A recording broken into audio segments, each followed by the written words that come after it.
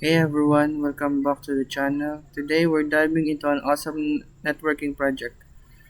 We're going to set up a network using VLSM, configure VLANs, set up DHCP for automatic IP assignment, and add static routes to make everything talk to each other.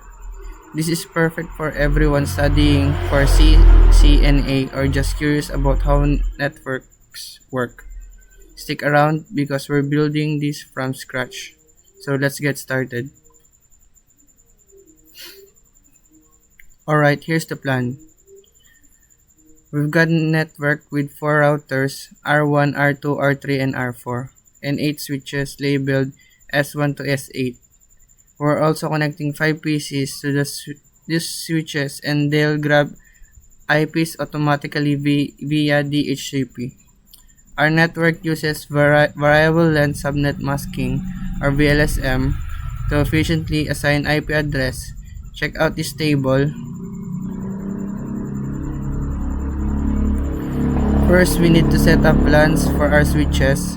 VLANs are virtual networks that separate traffic for better organization and security.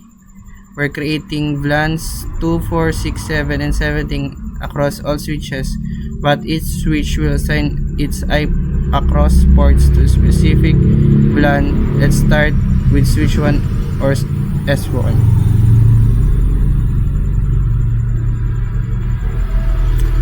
Now let's jump to the routers. We're using sub-interface R on R2 and R3 to handle VLAN traffic. This is called router on a stick, where one router interface supports multiple VLANs on R3, setting up sub-interfaces for VLAN 7 and 17. Check this out.